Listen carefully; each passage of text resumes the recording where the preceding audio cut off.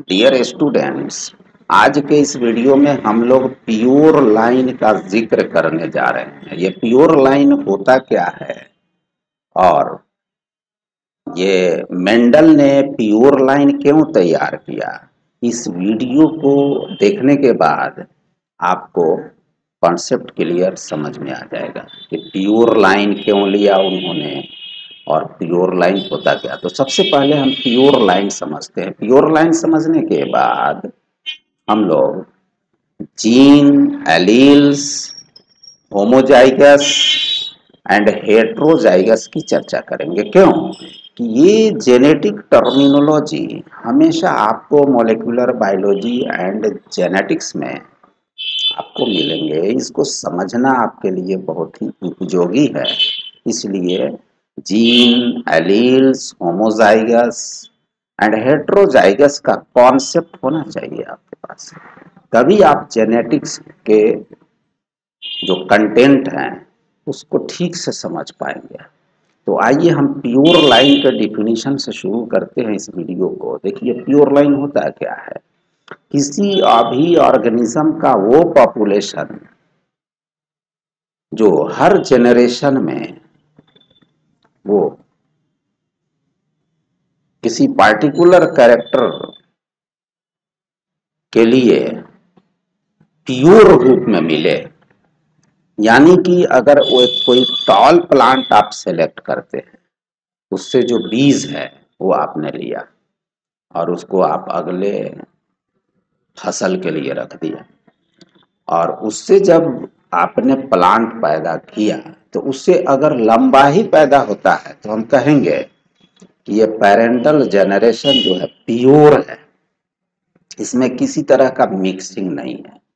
चलिए एक जनरेशन हो गया, उसी प्लांट को जो उससे बीज मिला आपको, उसको फिर दूसरे तीसरे जनरेशन में पैदा करें तो आपको फिर उसी लक्षण वाला पैदा प्लांट मिल गया आपको। यानी लंबा से लंबा मिला, नाटा से नाटा मिला, जिसके फूल के कलर जो है अगर लाल है तो उससे लाल फूल वाले ही पौधे मिल रहे हैं।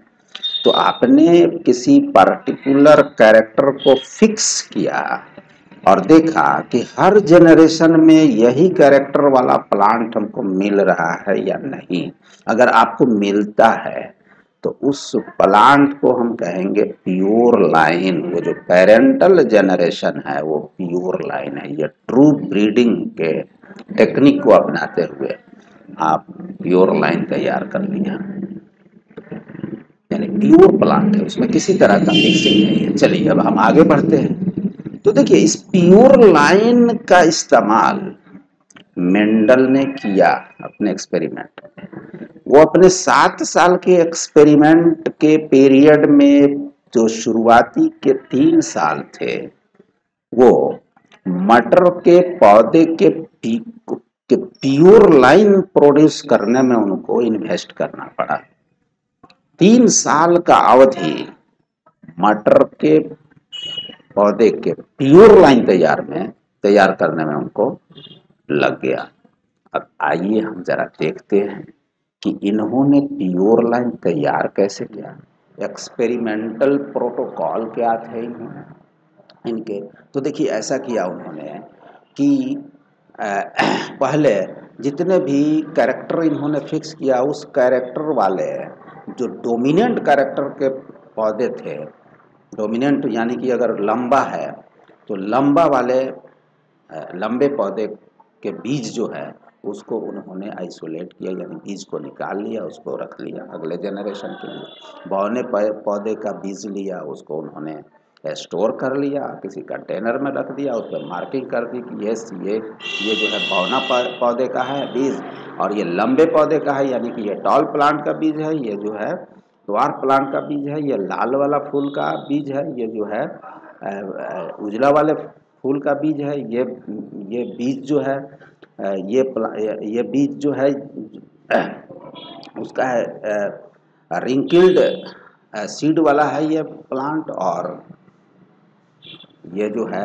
प्लांट है वो राउंड सीड वाला है। यानी कि जितने भी 7 कंट्रास्टिंग कैरेक्टर उन्होंने आइडेंटिफाई किया था, हर कैरेक्टर के लिए उन्होंने पहले प्योर लाइन तैयार किया कैसे कि एक प्योर प्लांट को, एक प्योर प्लांट यानी कि एक होमोजाइगस टॉल प्लांट को, टॉल उसी के टॉल प्लांट से उन्होंने क्रॉस कराया, और क्रॉस कराने के बाद उससे जो बीज मिला, उस बीज को फिर अगले जनरेशन के लिए रख दिया, अगले जनरेशन में उस बीज को डाला तो उसे टॉल निकल रहा है। उसी तरीके से ड्वार्फ के लिए जो बीज उन्होंने तैयार किया था उसे ड्वार्फ निकल रहा है। तो इस तरीके से इन्होंने प्योर लाइन तैयार किया, और जो प्योर लाइन होंगे वो होमोजाइगस होगा। होमोजाइगस का मतलब ये है कि अच्छा चलिए होमोजाइगस को हम डिफाइन करते हैं थोड़ी देर के बाद। पहले प्योर लाइन का जो ये एक्सपेरिमेंटल प्रोटोकॉल है आप देख लीजिए। देखिए होता क्या है कि जब भी सेक्सुअल रिप्रोडक्शन होता है किसी भी सेक्सुअली रिप्रोड्यूसिंग ऑर्गेनिज्म में, तो उसमें सबसे पहले गैमिट्स बनते हैं, मेल गैमिट, फीमेल गैमिट। फूल का मामला है ये, मटर के प्लांट पे एक्सपेरिमेंट हो रहा है, तो मटर के प्लांट के जो फूल होंगे, फूल के अंदर male and female reproductive organ पाया जाता है। मेल रिप्रोडक्टिव ऑर्गन को हम कहते हैं एंड्रोसियम, फीमेल रिप्रोडक्टिव ऑर्गन को कहते हैं गाइनोसियम। मेल रिप्रोडक्टिव ऑर्गन में जो एंथर एंड्रोसियम है, उस एंड्रोसियम के टिप के ऊपर एंथर होता है, एंथर के अंदर पॉलन ग्रेन बनता है, पॉलन ग्रेन में गैमिट्स होते हैं। एक पॉलन ग्रेन में कम से कम 2 गैमिट्स होते हैं, यानी स्पर्म्स होते हैं। उस स्पर्म के अंदर, उस गैमिट के अंदर क्या होगा कि एक ही कैरेक्टर जो है उसमें होगा पैक्ड जीन के रूप में, जो कि यहाँ पे टी के रूप में दिखाया गया है कि होमोजाइगस टॉल प्लांट, यानी कैपिटल टी, इससे एक ही तरह के गैमिट बनेंगे टी एंड टी। तो पहला प्लांट दूसरा प्लांट, उसमें भी एक ही तरह के गैमिट बनेगा, इसमें भी एक ही तरह के गैमिट बनेगा। दोनों को जब हम क्रॉस करा दिए, फर्टिलाइजेशन होगा, तो फर्टिलाइज्ड जो ओवम होंगे उसको हम कहते हैं जाइगोट। उस जाइगोट में क्या होगा कि दोनों एलील्स मिल गए, टी एंड टी। अभी हम एलील्स के बारे में बताएंगे कि क्या है। तो टी 2 एलील्स है, एक ही जीन के 2 अल्टरनेटिव फॉर्म को हम एलील्स कहते हैं। जीन है, जीन एक ही जीन के 2 अल्टरनेटिव फॉर्म्स होते हैं, उसको एलील कहते हैं। तो इस तरीके से फर्टिलाइजेशन हुआ, तो जो एलील्स मिले, जो जीन्स मिले उसको, वो सारे के सारे होमोजाइगस कंडीशन में थे। होमोजाइगस कंडीशन में जो भी होगा उससे प्योर लाइन मिलेगा आपको। चलिए इतनी बात समझने के बाद ये ड्वार्फ के लिए इन्होंने सेम प्रोटोकॉल को इस्तेमाल किया है। स्मॉल टी का मतलब है ड्वार्फ प्लांट, ये भी होमोजाइगस ड्वार्फ प्लांट है। चलिए इसको समझ गए आप। अब आते हैं प्योर लाइन ट्रू ब्रीडिंग। तो ये तो डिफिनीशन है, आप जो है देख लिए हैं। अब होता क्या है देखो, जीन एंड एलील का कंसेप्ट, कोई पर्टिकुलर कैरेक्टर जो है किसी ऑर्गेनिज्म के अंदर एक्सप्रेस होता है, और उस कैरेक्टर को एक्सप्रेस करने वाला यानी उजागर करने वाला एक जीन रिस्पॉन्सिबल होता है। जीन क्या है? तो जीन डीएनए के एक छोटे से टुकड़े को कहते हैं, जीन डीएनए के एक छोटे से फ्रैगमेंट को कहते हैं। जीन एक हेरिडिटरी यूनिट है जो एक कैरेक्टर को एक अपने पेरेंट से प्रोजेनी में ले आता है, यानी माता पिता से उसके बच्चों में जो कैरेक्टर आता है वो जीन्स के रूप में आते हैं। तो जीन क्या है? जीन किसी एक कैरेक्टर को माता पिता से उसके संतान में ले आने वाला एक केमिकल कंपाउंड्स है, जिसको हम पॉलीन्यूक्लियोटाइड्स के नाम से जानते हैं। डीएनए क्या है? DNA is a chain of polynucleotides. DNA is a long chain of nucleotides. बहुत बड़ा चेन जब न्यूक्लियोटाइड्स का होगा तो उसको हम कहेंगे पॉलीन्यूक्लियोटाइड्स या पॉलीमर ऑफ न्यूक्लियोटाइड्स। तो इस डीएनए के जो छोटे से फ्रैगमेंट होते हैं, जो छोटा सा टुकड़ा होता है, जो किसी हेरिडिटरी कैरेक्टर को एक्सप्रेस करने के लिए रिस्पॉन्सिबल होता है, उसको हम कहते हैं जीन। जीन समझ गए? वो कैरेक्टर को ले आने वाला यूनिट है। बहुत जितने कैरेक्टर है हमारे बॉडी के अंदर, चाहे लंबापन का कैरेक्टर हो, बौनापन का कैरेक्टर हो, बाल के भूरा होने वाला कैरेक्टर हो, यानी किसी का बाल भूरा होता है, किसी का काला होता है, तो ये एक कैरेक्टर हुआ। आँख किसी का पीला होता है, किसी का जो है कुछ कलर होता है। तो हर कैरेक्टर के लिए एक जीन रिस्पॉन्सिबल होता है। एक कैरेक्टर के लिए एक जीन, दूसरे कैरेक्टर के लिए दूसरा जीन। और ये जीन कहाँ पे होता है? तो क्रोमोसोम के ऊपर होता है। तो जीन्स जो होते हैं वो कैरेक्टर को एक जेनरेशन से दूसरे जेनरेशन में एक्सप्रेस कराता है। जीन रहता कहाँ पे है? तो ये क्रोमोसोम के ऊपर लिनियरली अरेंज रहता है। आप देख सकते हैं ये क्रोमोसोम का स्ट्रक्चर है।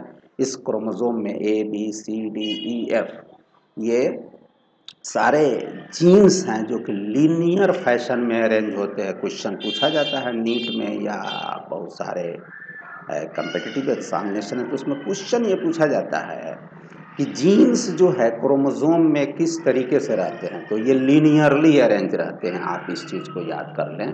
और उसके बाद देखिए है क्या कि हम बात कर रहे हैं एक जीन की। तो जीन क्या है? Gene is a hereditary unit which is responsible to carry characters from one generation to another generation. और केमिकली क्या है? ये पॉलीन्यूक्लियोटाइड्स है, डीएनए का एक फ्रेगमेंट्स है। इतनी बात समझ गया। अब इसी जीन को मेंडल ने डिस्क्रीट फैक्टर्स कहा था। उन्होंने कहा था कि ये कुछ डिस्क्रीट फैक्टर्स है जो कि एक किसी कैरेक्टर के लिए उत्तरदायी है। तो जीन का मतलब ये है कि एक फैक्टर है जो कि किसी कैरेक्टर को डिटरमाइन करता है, इसलिए जीन को हम कहते हैं कि फैक्टर डिटरमाइनर। उन्होंने जीन नहीं कहा था बल्कि इसी जीन का नाम बताया था फैक्टर डिटरमाइनर्स। यानी कि कोई फैक्टर्स है, कोई फैक्टर है जो कि लक्षण को डिटरमाइन कर रहा है। बाद के साइंटिस्ट जो उनके बाद आए उन्होंने इसी फैक्टर को, मेंडेलियन फैक्टर्स को जीन के रूप में परिभाषित किए। जीन के रूप मेंडेलियन फैक्टर्स को बाद में आने वाले मॉलिक्यूलर बायोलॉजिस्ट, जेनेटिसिस्ट, जेनेटिक्स के जो पंडित थे वो उसी फैक्टर डिटरमाइनर को जीन के रूप में परिभाषित किए वो लोग। चलिए, तो ये चीज़ क्लियर समझ में आ गई। अब देखो एलील्स क्या होता है। एलील्स कहते हैं एक ही जीन के दो अल्टरनेटिव फॉर्म जो होते हैं उसको हम जीन एलील्स कहते हैं। एक जीन में जनरली दो एलील्स होते हैं। आप देखिए यहाँ पे जो टी एंड टी है वो क्या है? वो समझिए कि लंबा होने के लिए एक जीन है जो कि लंबापन के लिए रिस्पॉन्सिबल होता है। उसमें दो टी है, एक जीन है जिसमें दो टी है। और जब गैमीट का फॉर्मेशन होगा तो दोनों एलील अलग अलग हो जाएंगे। गैमीटोजेनेसिस में क्योंकि मियोसिस होता है, मियोसिस एक सेल डिवीज़न का टाइप है। सेल डिवीज़न दो तरह से होते हैं, एक को कहते हैं माइटोसिस और दूसरे को कहते हैं मियोसिस। तो माइटोसिस में क्या होता है कि रिडक्शन डिवीज़न नहीं होता है, लेकिन मियोसिस में रिडक्शन डिवीज़न होता है। अगर diploid number of chromosome haploid में चेंज हो जाता है। डिप्लॉयड नंबर ऑफ क्रोमोसोम हमेशा होमोलोगस पेयर में रहते हैं। जैसे ही मियोसिस होगा यानी कि गैमीटोजेनेसिस होगा, मतलब ये कि गैमीट का फॉर्मेशन होगा, तो वो दोनों एलील्स जो है वो सेपरेट हो जाएंगे।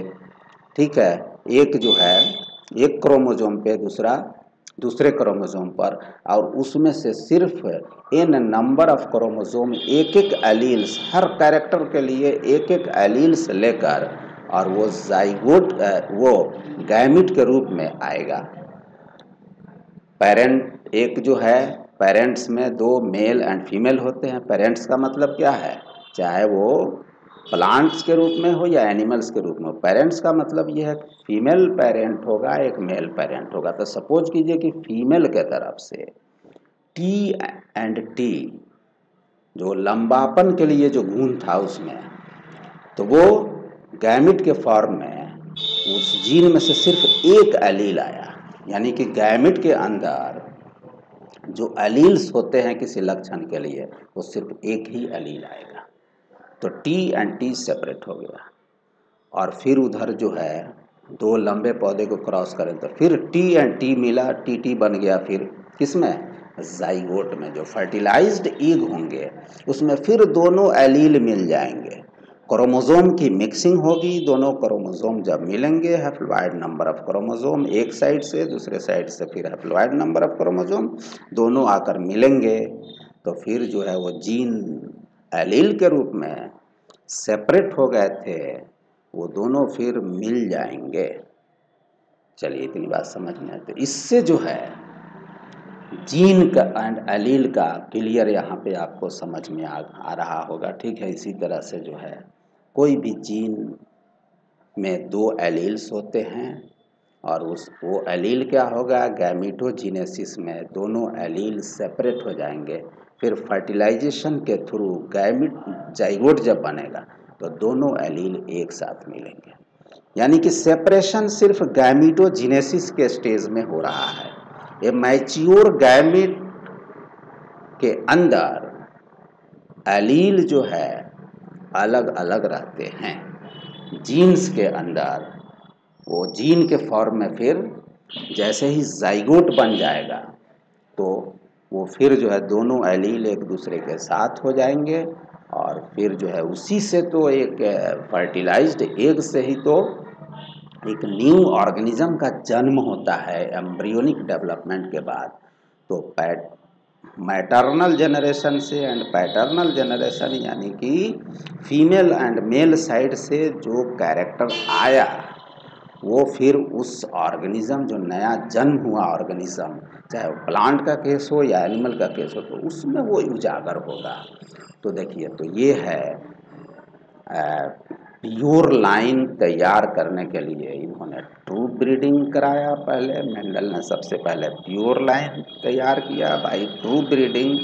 और इस प्योर लाइन का जो कॉन्सेप्ट है, हालांकि 20वीं सदी अर्ली 20वीं सदी में शुरुआती दौर, 20वीं सदी की जो शुरुआती दौर थे, उसमें जो है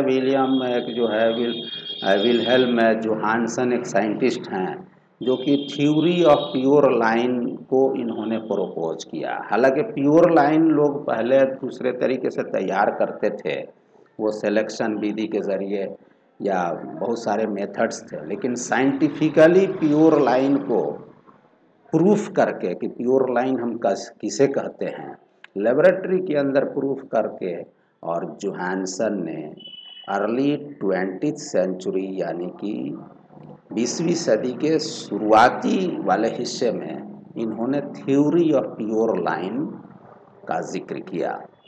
अब देखिए मेंडल ने क्या किया कि मेंडल ने आर्टिफिशियल क्रॉस पॉलिनेशन एक्सपेरिमेंट करके और उन्होंने प्योर लाइन को तैयार किया। चूँकि आर्टिफिशियल क्रॉस लाइन इसलिए उन्होंने मेथड अपनाया कि क्रॉस पॉलिनेशन चूँकि होता नहीं है इसमें मटर के पौधे में नेचुरली सेल्फ पॉलिनेशन होता है, लेकिन क्रॉस पॉलिनेशन उन्होंने इसलिए करा कि चूँकि प्योर लाइन तैयार करना था। उनको इस बात की डर थी और भय था कि ऐसा ना हो कि किसी ड्वार्फ प्लांट का जो पॉलन ग्रेन है वो किसी टॉल प्लांट के स्टिग्मा के ऊपर, यानी उसका जो फीमेल रिप्रोडक्टिव ऑर्गन है उसमें एक स्टिग्मा होता है, उस स्टिग्मा पे जाकर जर्मिनेट होकर और ड्वार्फ प्लांट वाला पॉलन ग्रेन उसके अंडाणु को जाकर निषेचित न कर दे। नहीं तो तो वैसे होगा तो क्या होगा, वो हाइब्रिड हो जाएगा, वो प्योर लाइन तैयार नहीं। तो इसलिए क्या किया इन्होंने कि मेंडल ने क्या किया, आर्टिफिशियल क्रॉस पॉलिनेशन एक्सपेरिमेंट को प्रैक्टिस करते हुए उन्होंने प्योर लाइन तैयार किया और उसमें से बहुत सारे वैरायटी इनको मिला प्योर लाइन तैयार करने में, जिसमें से लगभग 14 ट्रू ब्रीडिंग वैरायटीज़ को उन्होंने सेलेक्ट किया और इस 14 ट्रू ब्रीडिंग वैरायटीज़ को उन्होंने फर्दर एक्सपेरिमेंट में अपना इस्तेमाल किया। अब देखिए होता क्या है कि किसी भी लिविंग ऑर्गेनिज्म के अंदर उसके अंदर जीनोम होता है, उसके सेल्स के अंदर जीनोम होता है, जीनोम क्रोमोसोम के रूप में रहता है। अगर जैसे मटर के पौधे की बात करें तो मटर के जो पौधे होते हैं उसमें 14 क्रोमोसोम्स होते हैं, यानी कि 7 पेयर्स ऑफ क्रोमोसोम होते हैं और उसी 7 पेयर्स ऑफ क्रोमोसोम के अंदर उसकी जीवन की सारी जो है डिक्शनरी लिखी होती है, सारी चीज़ें लिखी रहती है। जीवन से रिलेटेड जितने भी इंफॉर्मेशन है वो सारे उसी जीनोम के अंदर, जो डीएनए है डीएनए के अंदर सीक्वेंस है न्यूक्लियोटाइड्स का, उसी के अंदर वो जेनेटिक प्रोग्रामिंग के रूप में वो प्रोग्राम्ड रहता है। तो उसी के छोटे से पार्ट को क्रोमोसोम के अंदर डीएनए है और डीएनए के एक छोटे से टुकड़े को जीन कहते हैं। मैं पहले अपने लेक्चर के शुरू में ही बता दिया हूँ कि जीन किसे कहते हैं। तो जीन क्या है कि हेरिडेटरी यूनिट है जो किसी एक पर्टिकुलर ट्रेट को यानी कैरेक्टर को एक्सप्रेस करता है, उजागर करता है। तो ये जीन हो गया। और जीन के में 2 अल्टरनेटिव फॉर्म होते हैं जिसको हम अलील कहते हैं, आप समझ गए। और अगर अलील अगर सेम हो, अगर अलील सेम हो किसी जीन का, तो उसको हम कहते हैं होमोजाइगस। होमोजाइगस किसे कहेंगे कि कोई जीन है और जीन में एलील्स होते हैं, 2 अल्टरनेटिव फॉर्म होते हैं सेम जीन के। अगर दोनों एलील अगर सेम है, एक ही तरह का है, जैसे टी टी, यहाँ कैपिटल टी, जो कि मेंडल ने इस टर्म को यूज़ किया, कैपिटल टी नोटेशन को यूज़ किया एक लंबे पौधे को इंडिकेट करने के लिए। तो कैपिटल टी समझिए कि लंबाई के लिए रिस्पॉन्सिबल है जीन, उसमें 2 एलील है कैपिटल टी।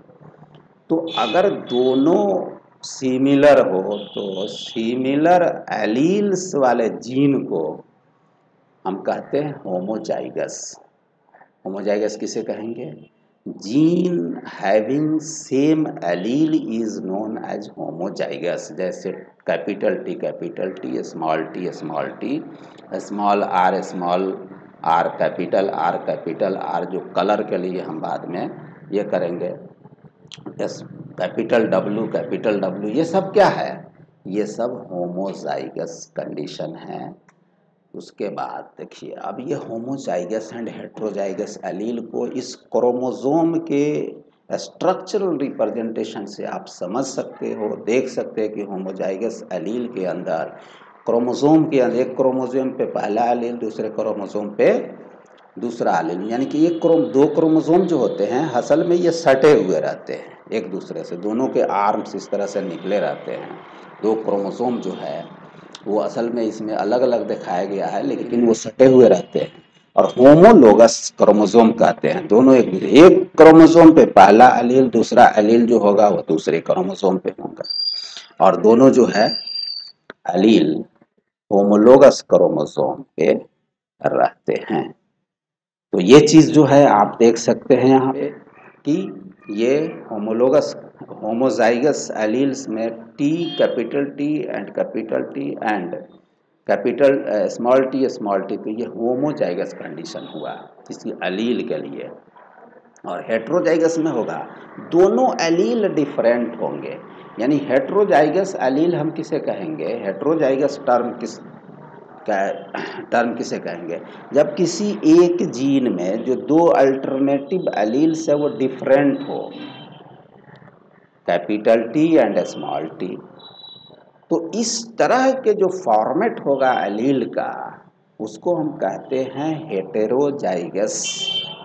तो when both alleles of a given gene are not similar, then these type of alleles are called heterozygous allele, and the phenomenon is known as heterozygosity.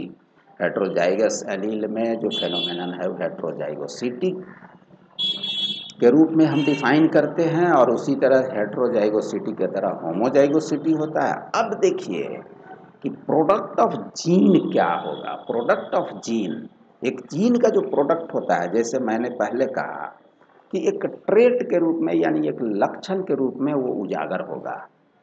Gene का जो है वो क्या करेगा कि एक लक्षण को डिटरमाइन करेगा, लेकिन लक्षण डिटरमाइन करेगा कैसे? तो जीन के जो प्रोडक्ट होते हैं वो प्रोटीन होता है। जीन प्रोटीन बनाता है और उस प्रोटीन जो है वो सेल के अंदर काम करता है। उस प्रोटीन के साथ हो सकता है कोई दूसरा कंपाउंड उसके साथ मिल जाए, लेकिन असल चीज़ है प्रोटीन। प्रोटीन काम करने वाला जो मॉलिक्यूल्स होता है किसी सेल में, उसको हम प्रोटीन कहते हैं। तो जीन का प्रोडक्ट प्रोटीन होगा, जो कि फिजिकल और बायोकेमिकल ट्रेट के रूप में उजागर होता है किसी भी ऑर्गेनिज्म में। What is the product of gene? Product of genes are protein, जो कि किसी कैरेक्टर को वो उजागर करता है, चाहे बायोकेमिकल कैरेक्टर हो या कोई फिजिकल कैरेक्टर हो किसी ऑर्गेनिज्म का। चलिए, तो ये चीज़ आप समझ गए कि जीन जो है क्रोमोसोम के ऊपर लीनियरली फैशन में अरेंज होते हैं। ये क्वेश्चन पूछा जाता है बार बार। तो मेंडल ने किया क्या कि मेंडल ने प्योर लाइन तैयार किया by true breeding technique for P plants. Several generation तक इन्होंने जो है, जब उनको ट्रू ब्रीडिंग, जब एक ही तरह का प्लांट मिला उनको, तो उसको इन्होंने कह दिया कि ये जो है प्योर लाइन है। और इस ये काम क्यों किया उन्होंने? ताकि गैमिट की प्योरिटी को वो इंश्योर करना चाहते थे कि अगर हम जो एक्सपेरिमेंट करने जा रहे हैं उसमें जो गैमिट्स है वो हमको प्योर गैमिट मिले। चूँकि गैमिट के बारे में उस ज़माने में भी पहले से जानकारी थी, लेकिन लोगों को ये जानकारी नहीं थी कि लक्षण का जो संचरण होता है, आनुवंशिक लक्षणों का एक जनरेशन से दूसरे जनरेशन में संचरण होता है। उस संचरण के पीछे कौन से रूल्स एंड रेगुलेशंस हैं, कौन से प्रिंसिपल्स हैं, इस प्रिंसिपल को वो ढूंढना चाहते थे। तो इसलिए गैमेट की प्योरिटी को ध्यान में रखते हुए उन्होंने प्योर लाइन को पहले एस्टैब्लिश किया। प्योर लाइन जब एस्टैब्लिश हो गया तो प्योर लाइन्स के जरिए जो उन्होंने सीड को स्टोर करके रखा था, उसी सीड को फर्दर एक्सपेरिमेंट के लिए इन्होंने इस्तेमाल किया। और सबसे पहले इन्होंने मोनोहाइब्रिड क्रॉस कराया। उस मोनोहाइब्रिड क्रॉस के नतीजे में जो रिजल्ट आया, उस रिजल्ट का उन्होंने एनालिसिस किया, फिर उसका साइंटिफिक इंटरप्रिटेशन किया, जिससे दो लॉज निकल के सामने आई, law of dominance and law of segregation. उसके बाद फिर डाई हाइब्रिड क्रॉस कराया।